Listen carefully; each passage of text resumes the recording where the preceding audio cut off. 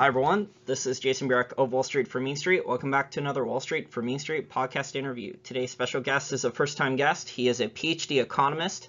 He is a chief economist and a fund manager. He's the author of Life in the Financial Markets, The Energy World is Flat, and Escape from the Central Bank Trap. He's also a professor. And considering he has a PhD in economics, he's also surprisingly believes in the Austrian School of Economics and a libertarian. Daniel LaCalle, thank you for joining me. Hi, how are you? Thank you very much for having me, Jason. Now, Daniel, you put out a great piece a couple weeks ago on the Mises website about China called Crisis or Stagnation, Why China Cannot Deleverage. In the piece, you mentioned this very chilling article that a lot of people don't really understand about China, that China has added more debt in the first 9 months of 2017 than the US, Japan, and the EU combined. What do you think is the end game for China? Are they going to have to do bailouts? Are they going to have to devalue their currency? What's your opinion on China's end game? I think it'll probably be a Japanese type of end game, by which obviously the Chinese system is not a free market system, and therefore the government cannot even fathom the idea of having a crisis that abruptly increases unemployment or a big financial crisis. Therefore, it'll probably decide to take the easy way out, which is a prolonged process of devaluation and sort of internal bailout of the economy, trying to salvage the situation by avoiding, let's say, a cleanup of the system, but that definitely will lead to economic stagnation and a relative weakening, obviously, of the currency and both the economy. Are you surprised that there's high-ranking Communist Chinese Party officials and also heads of the People's Bank of China coming out and giving public warnings, talking about Minsky moments and unsustainable credit bubbles? This is something, China's normally not transparent like this. I am surprised, but I think that it shows how important the problem is. If the problem was mildly solvable, the Chinese government, the Communist Party, would not even tolerate the slightest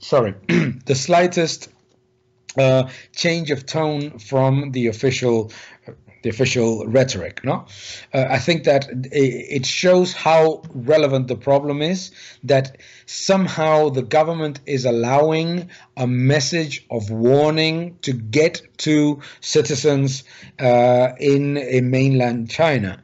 I think that shows how relevant the problem is, and it surprised me, but I welcome it, to be fairly honest. Yeah, I mean, I don't think any government is doing a good job being transparent to a large extent. A lot of governments and central banks are doing a really poor job for a very, very long time.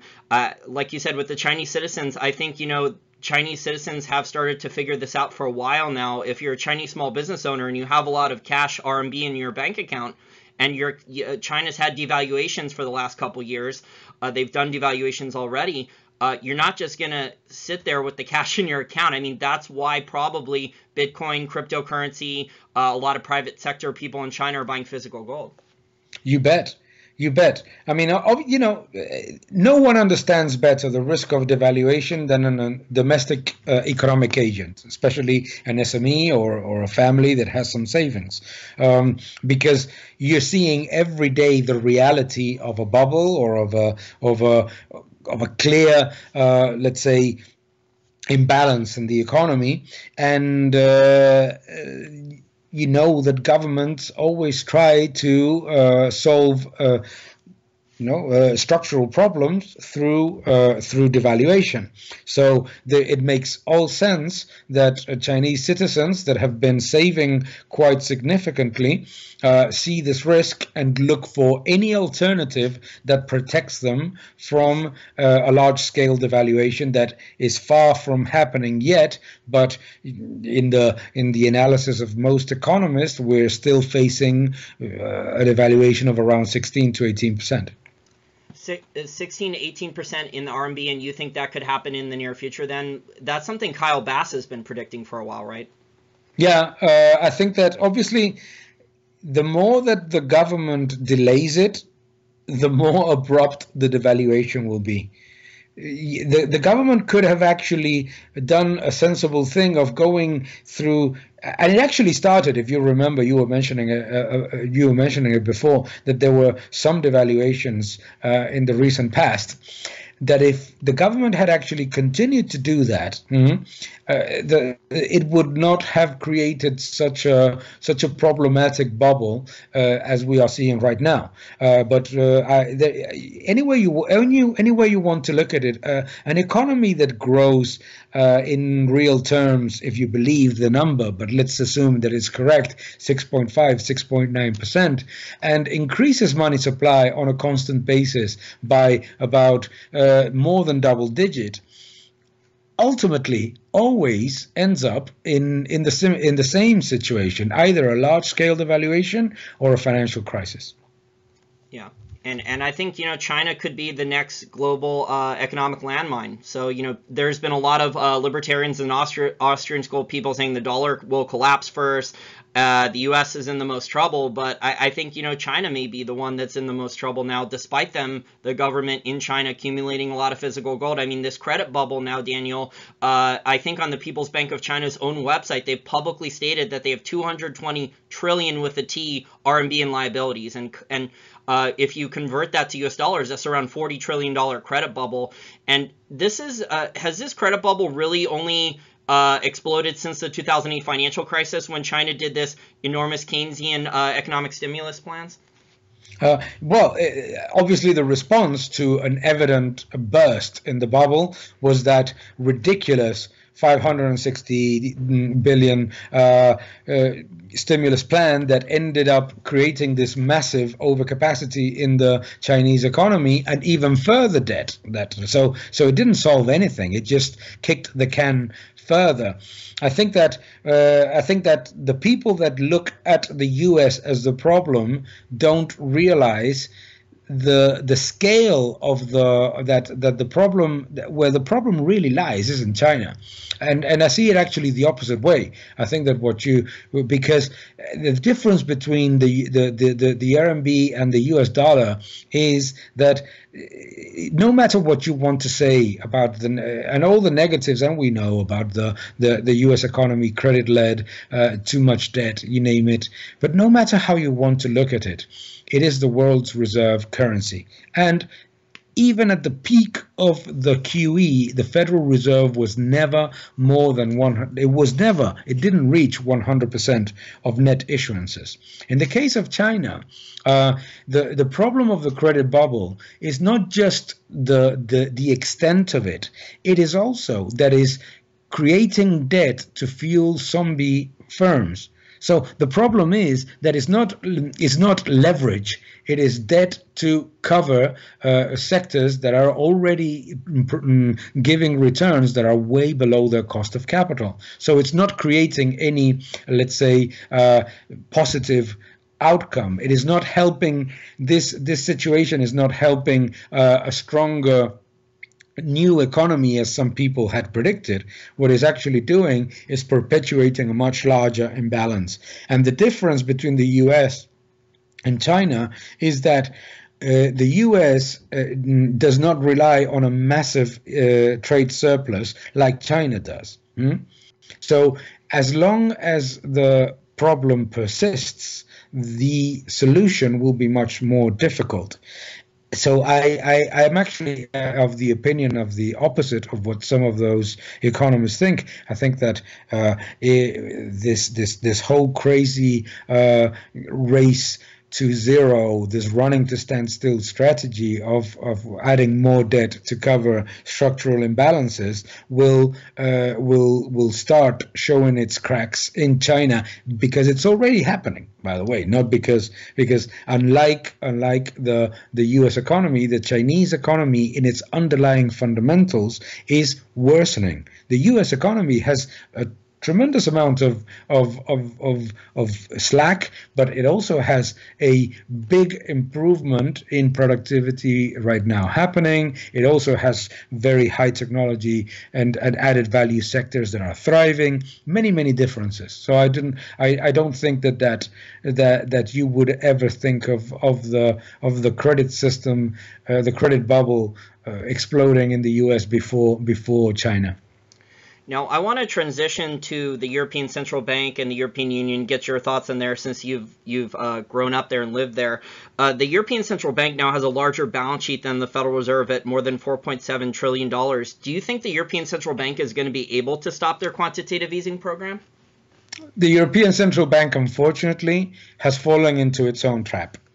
The European Central Bank started the QE program when it was not needed, because there had already been a number of TLTROs, liquidity injections, and the economy in the European Union was starting already. It was also already picking up when the QE started.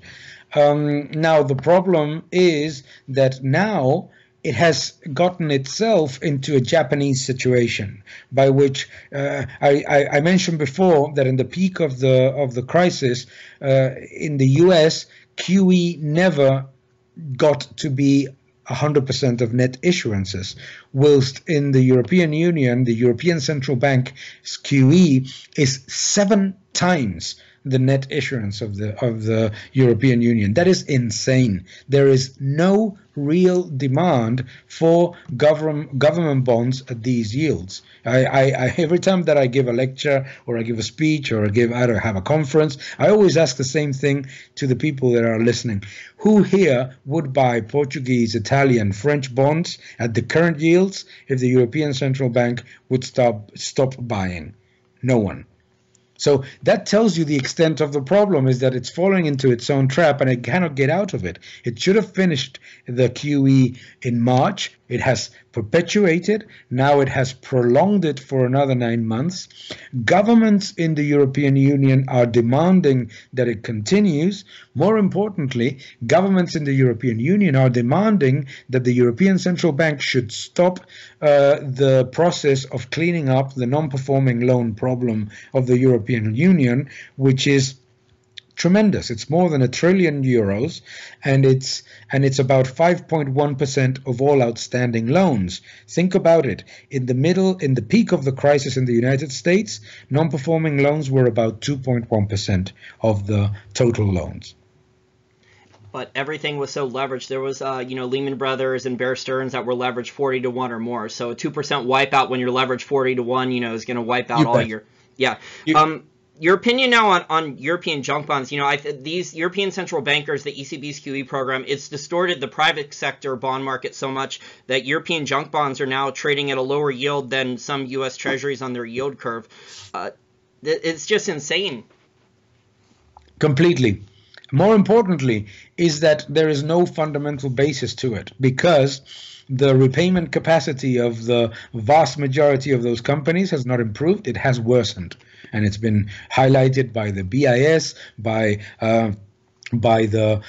Moody's, by so many others. I mean, it's completely insane. It's completely insane that you have companies that are unable to cover their interest expense at these yields with operating profits. They are issuing bonds at 2.3%. And for people who are not as familiar with junk bonds as me and Daniel are, normally a lot of these junk companies that are issuing junk bonds are going to end up bankrupt in a few years. But there's money to be made by traders and investment banks and hedge funds, coming in and trying to figure out the valuation of these assets, buying them at 10 cents on the dollar and then selling them for 20 or 30 cents. But, the long-term viability of a lot of these companies that have issued the junk bonds is not good. These companies over the long term are going to end up a lot of them are going to end up bankrupt. Oh, if in technical terms, about 9% of the quoted companies in the Euro stocks can be considered as bankrupt in technical terms. Technical terms as in cash flow generation relative to liabilities. Do you think then that Mario Draghi is definitely going to leave before 2019? Because, we've already seen evidence that a lot of these major central bankers, whether it's the Federal Reserve, Stanley Fischer, Janet Yellen, are jumping ship. I believe the rumors are very strong that the head of the People's Bank of China for the last 15 years or so, he wants to leave too. Do you think Mario Draghi then is going to get out before the next major financial crisis?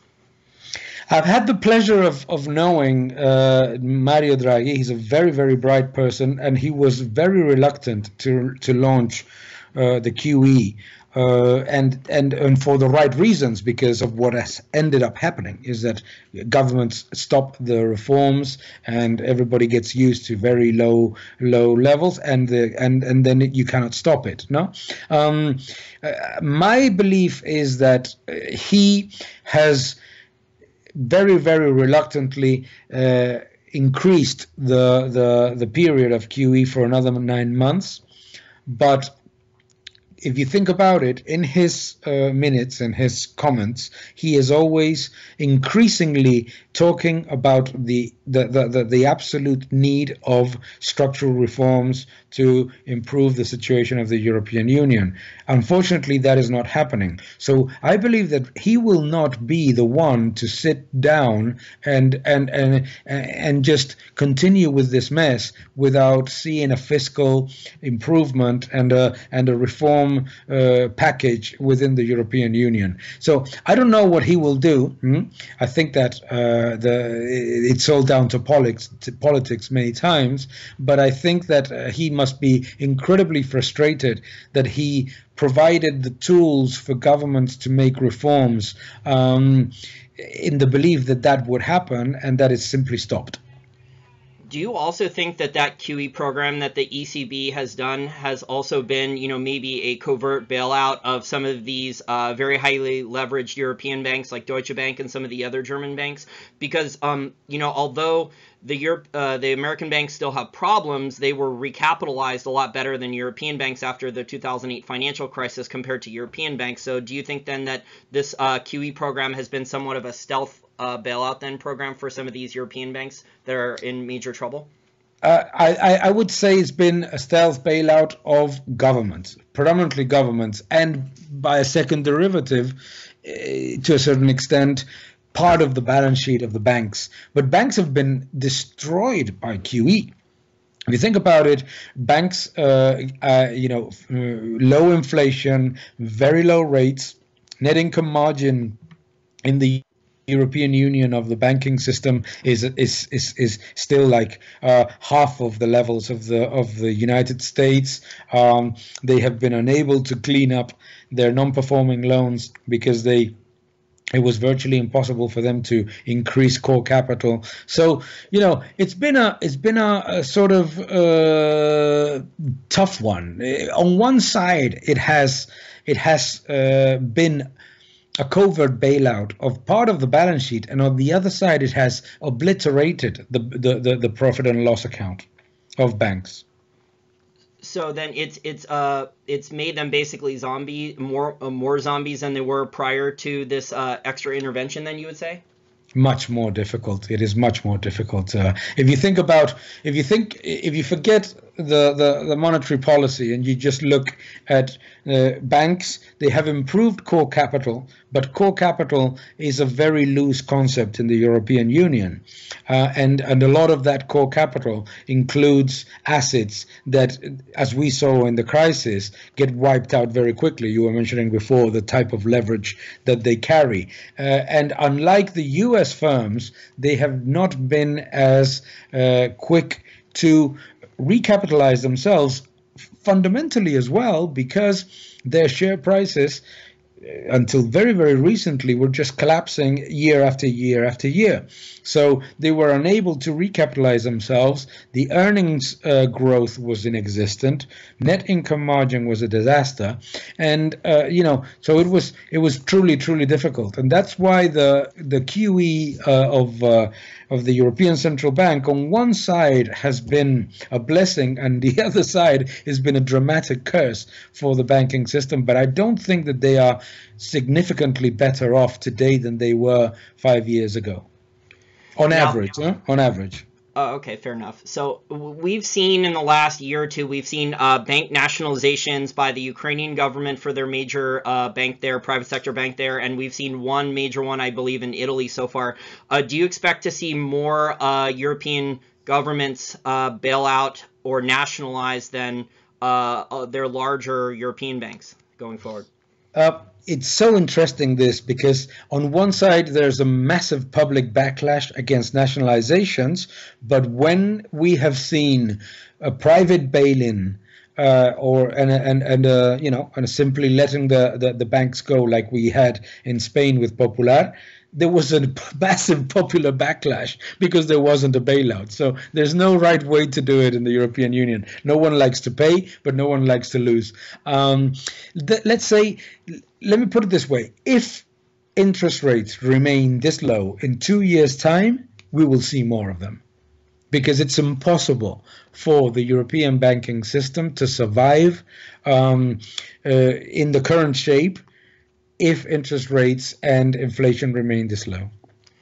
As a libertarian, Daniel, this would be a scary thought to see a combination of bail-ins and bailouts for our European listeners out there, to see a combination of those things. That would just wreak havoc on someone who had a small business and who had their capital in different bank accounts in different countries. It would just be incredibly frustrating and difficult to deal with. Very, very much. But I think that the end game is even scarier for a libertarian.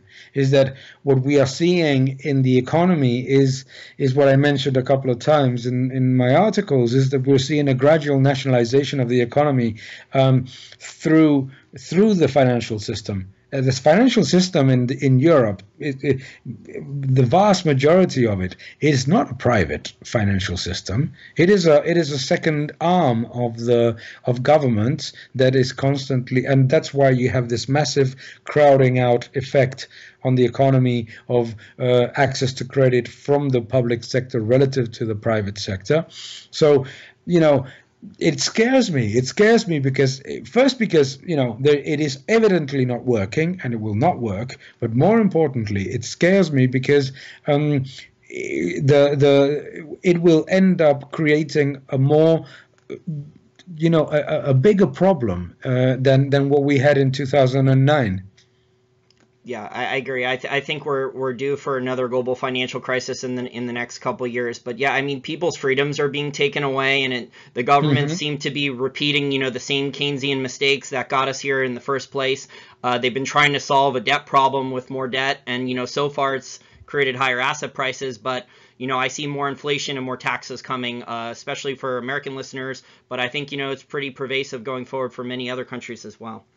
Yeah, unfortunately, the mainstream view is that because there is allegedly no inflation, anyone that pays things in the world sees that there is inflation, but more importantly, there is absolutely out of control asset inflation, just because of this idea that because there is no inflation, central banks can just continue to print and there's no problem, and governments can continue to increase their deficits and there's no problem, evidently gets to a point at which it reaches a completely irreversible level, and the situation right now is even more dangerous because in the past central banks have always resorted to the same policies: increase liquidity, lower rates. But you can't lower rates any further than where they are right now.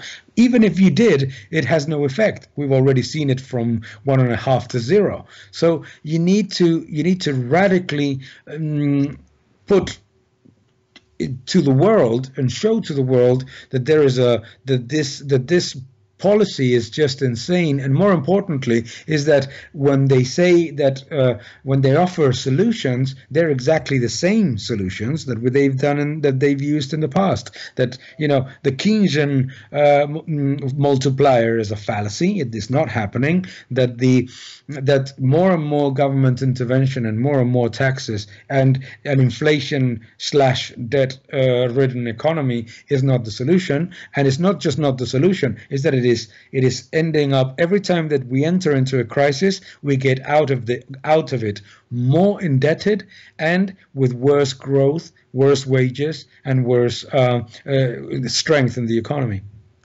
Yeah, and there's academic economists and central bankers, Keynesian central bankers, who are talking about negative rates, actually charging people to hold their savings in a bank account, which is just blasphemous. But it's just getting crazier. Their solutions are becoming worse than the problem. You bet. I mean, just the idea that negative interest rates are going to solve a problem that has not been solved lowering interest rates 600 times shows how detached from reality academics are. One of the things that people like about my book, Escape from the Central Bank Trap, or the other books, is the fact that, I don't try to disguise reality by saying it could have been worse. Reality is reality.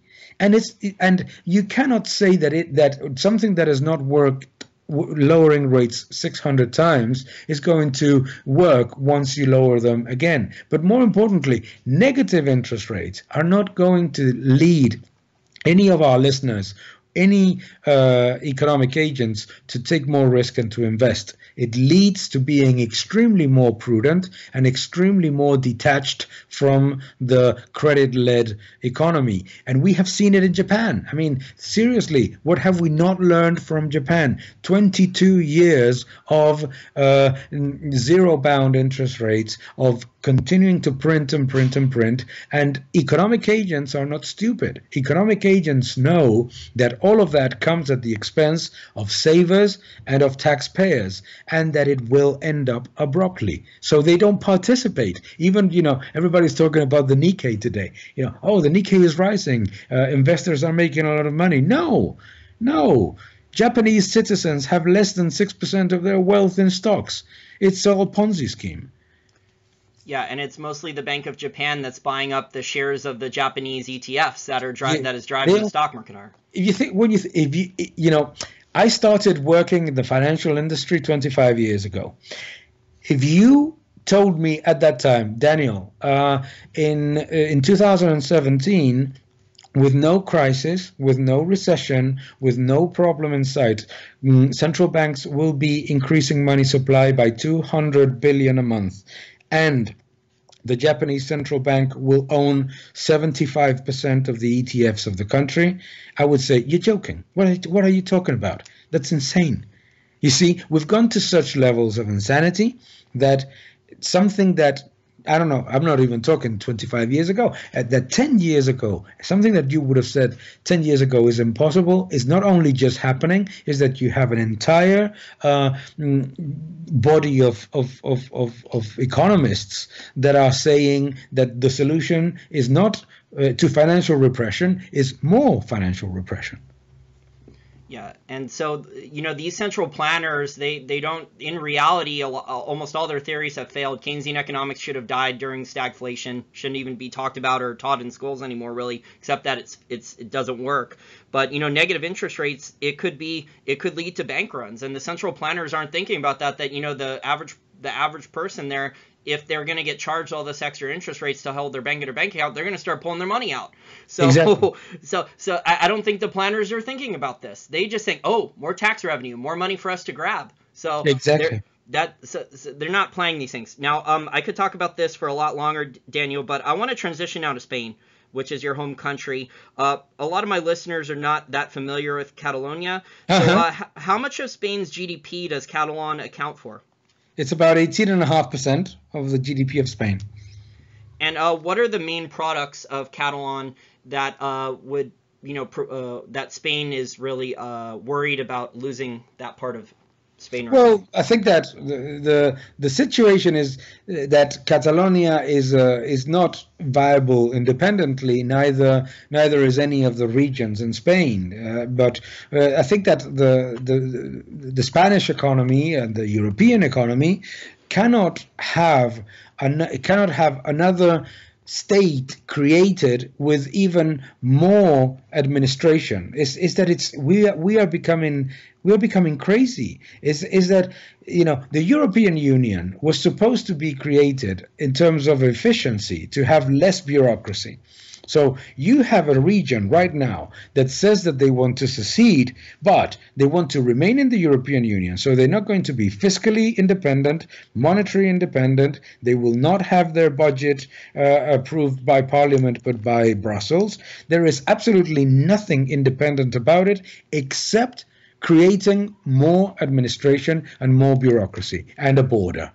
It doesn't make any sense. So the problem, from my perspective, is that instead of getting into a more lean, more efficient way of managing a broader economic region, what we're getting is into the desires of a few bureaucrats of having, you know, their own Ministry of Finance and their own Ministry of Interior and their own Ministry of Foreign Affairs and all the bureaucracy that comes with it. But with none of the independence, because this is an important factor that every time that I go to the United States and I speak with libertarians, they just don't understand it. Catalonians don't want to secede from the European Union. They want to be in the European Union, continue to be fiscally and monetarily dependent, yet separated from Spain for only bureaucratic reasons. That's very interesting. And so Spain's government is not handling, regardless of what you just said, Spain's government just doesn't like this at all, and they're not handling this very well. I think they're trying to arrest the Catalan politicians that are trying to, create their own bureaucracy, and they've even gotten Google to block certain apps that prevented voting. And so there's a lot of, censorship and a lot of violation of people's laws. No, actually it's the opposite. The ones who have violated people's laws are the separatists. Imagine for a second, I don't know, you live in Texas, no? Huh? Imagine I live right outside of DC, but sorry, is that hypothetical? Sorry, for some I just got. But just imagine that you live in Texas, and that Houston suddenly decided to break the laws, and not Houston, by the way, the government in Houston, okay, and decides to break not the Spanish laws, not the federal laws, but the regional and the parliament laws. So what happened was the reason why they're going to jail is not because of their ideas, it's because they have broken the regional laws, the region of Catalonia's law. They have their own laws, by the way. The rules of the parliament that the referendum was called upon, breaking all of the rules of the Catalan parliament itself, of the Supreme Court of Catalonia, not of Spain. Not only of Spain, no, and the central government is doing nothing. It's a judge that is taking them to court. But more importantly, just think for a second, anywhere in the United States, anywhere you want to think about it, any region in which the government decides to break the federal laws and the state laws for its own secessionist purposes, what happens? They go to jail. They go to jail. I mean, and there's a thing called treason in the United States that you go to jail for. That's not the case in Spain. But unless you're Hillary Clinton, yeah. Unless that really made me laugh. But what I'm saying is nothing that is happening here has anything to do with their ideas. The separatists have been ruling Catalonia for 35 years. They have more autonomy in Catalonia. Spain is the most decentralized country in the OECD. The region of Catalonia has more powers than the state of Texas or the state of Washington has relative to the federal state.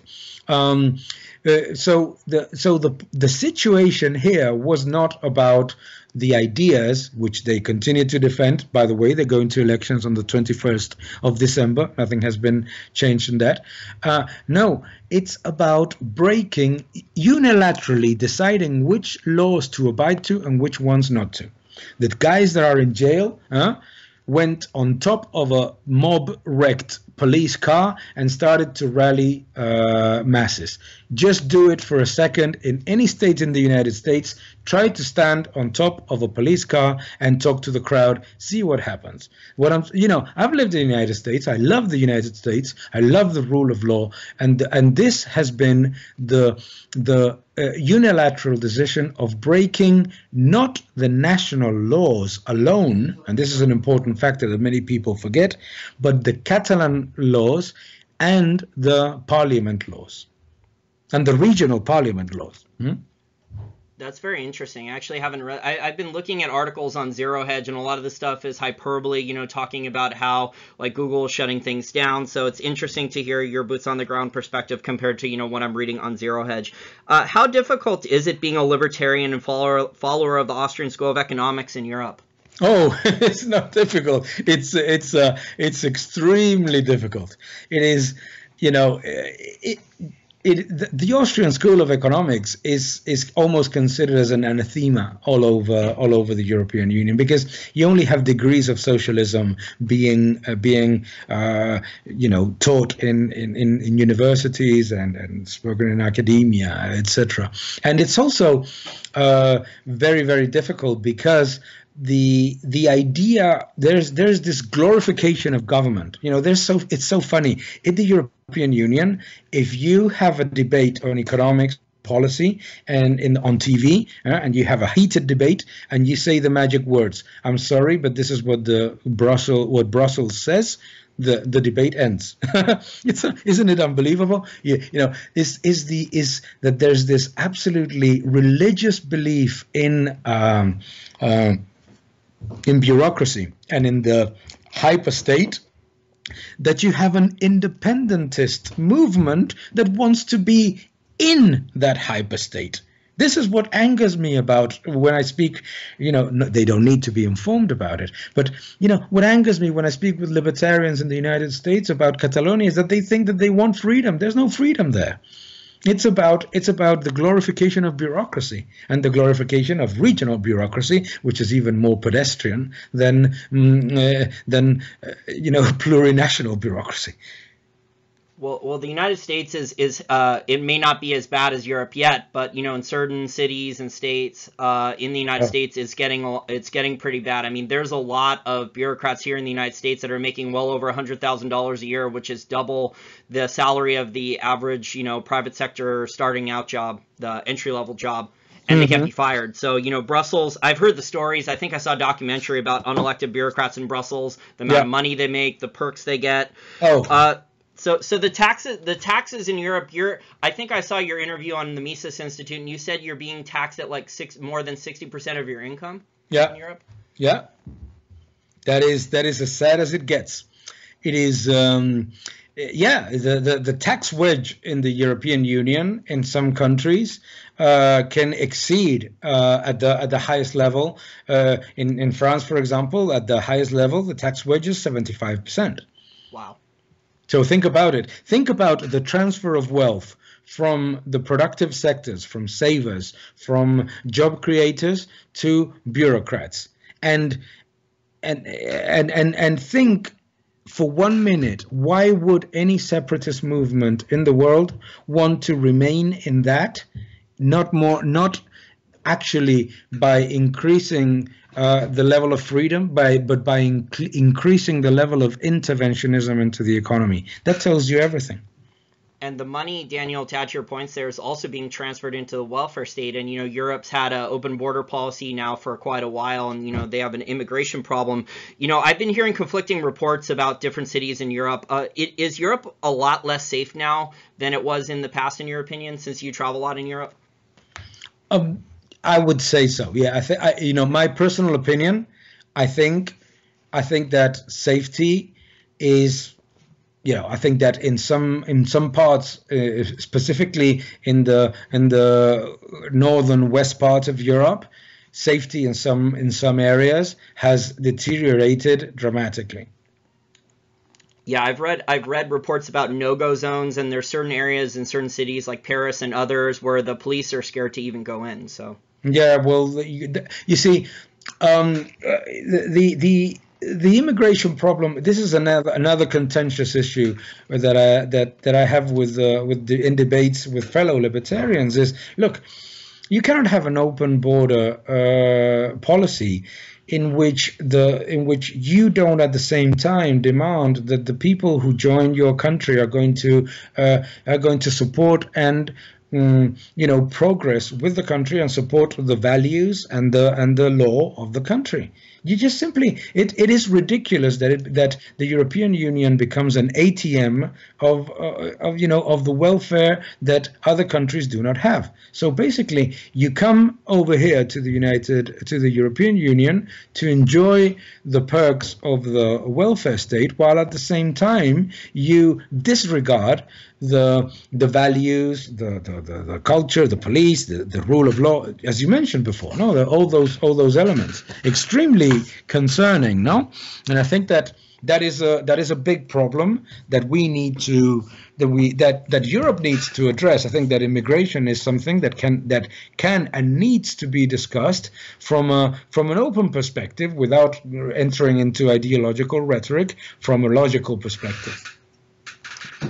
I agree. And I think, Europe's culture is being drastically changed the last 10 or 15 years. And, from an economic perspective, Daniel, you really cannot have open borders and a large welfare state. So it's going to attract the wrong type of immigrants into your country. It's not going to be based on merit. The people who are coming into the country then are not going to want to pull themselves up like people did in the United States or initially with immigration, when there was no, social safety net, and people knew that they had to come into this country. There would be economic opportunity here in the United States, but you had to work your butt off for it because there was no, bailouts. Absolutely, absolutely. Yeah, you said a very important sentence. You cannot have an open border policy and a massive welfare state.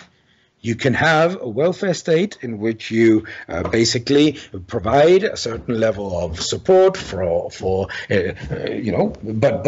not something that becomes a perverse incentive to get from the welfare state but not contribute. I think that is, it's an economic and logical quid pro quo. I think that we all understand, that if I were to immigrate to the United States, what I have to do is to contribute and to give the best that I can give for the benefit of everybody, and that also gives me a right to participate in some of the benefits that the country provides. But you don't start from the rights, you start from your obligations. I think that all of us, if we participate in a society, we need to start thinking that our position is to have obligations first and then rights. You don't start from alleged rights that, by the way, some of them are not even basic human rights. Some of them are just way out of the basics of allowing people to start to pull themselves out of a problem. Yeah, free healthcare, free college education, and all these other things are just too. I mean, governments at this point, Daniel, have already too many unfunded liabilities and promises they can't pay for. So adding even more on is, adding even more, obligations that they have to pay for is only stuff that George Soros and unelected bureaucrats in Brussels and, other politicians trying to buy votes, only they, in theory, can promise, when they know in reality, that long term there's going to be big problems for this. Exactly. It's very easy to promise something with other people's money. That's so Exactly. That is socialism. And all these governments, there's just too much socialism and not enough real capitalism. There's not enough savings and entrepreneurship in a lot of different economies right now. There's too much government intervention and too much welfare and warfare in many different governments, especially the United States. But I want to thank you for your time, Daniel, today. I really enjoyed our discussion. And if our listeners want to follow more of your work, how do they do so? I think that you can find me in my website. My website is dlacalle.com, so DLACALLE.com. You can also find me on Twitter at DLaCalle underscore IA. That is DLACALLE_IA. And you can also find me on Facebook, on LinkedIn. Actually, if you don't find me, it's because you really aren't searching very well, because it's not difficult. But and it's always a pleasure to have a debate with everybody and to discuss about these economic and political issues. And thanks for providing your perspective on Europe. And, it's going to be really interesting to see what happens going forward, because we had the Brexit vote last year, right? And it seems like very little has moved forward with that. So, the bureaucrats probably, all the globalists and the bureaucrats in Brussels are still trying to delay that and stop it too. Oh, stop it. I don't know if you've heard today that I think it was in Germany that the government was saying that the best thing that was happening was that there was no Brexit. Oh, boy. Okay, well, thank you for your time, Daniel. I really appreciate it. And I think my listeners will really enjoy your perspective. Thank you so much. It's a pleasure. Let's talk about it in the future. Wall Street for Main Street needs your help. Since the middle of 2016, YouTube continues to increasingly censor and sabotage the growth and success of my channel with dramatically slower or no subscriber growth, a huge decrease in views per month compared to 2016, and well over $10,000 lost in Google AdSense revenues the last 18 months. I should have been way over 20,000 subscribers and way over 3 million views last year, but it feels like I am Sisyphus trying to roll a heavier boulder with more and more additional weight up a steeper and steeper hill. In the last few weeks, all of my videos have been set to demonetization by default, and I have to manually protest each video. This is in addition to even lower than usual Google AdSense revenues after the adpocalypse started over a year ago for me. This has also affected my ability to get paid advertisers to agree to deals not involving YouTube, as I lost $3,000 per month in paid advertising deals at the end of June 2017 because all my analytics are down a lot thanks to YouTube censorship algorithms that have intentionally kneecapped the growth of my channel. With YouTube/Google/Alphabet /Don't Be Evil strongly considering demonetizing or setting all libertarian, conservative, or pro-Trump content to private to prevent any sharing or monetization, it is imperative I have a contingency plan to figure out how to make a living off my content. Each 30 to 40 minute video takes a few hours of my time before it's released to the public. There's a strong possibility that in the near future, YouTube will force me to move all or almost all my content to a new video upload website that allows free speech or behind a paywall on my own website. Thanks if you have already made a one-time or recurring monthly donation, and thanks in advance for any future donations as I decide the future of my channel and what to do with my content going forward. We accept one-time donations on the Wall Street for Main Street website via PayPal, Bitcoin, or Gold Money. You can also become a monthly Patreon contributor for $1 or more a month if you want to help me out. And don't forget to like each video on YouTube and share it with your friends and family if you think they would like the content.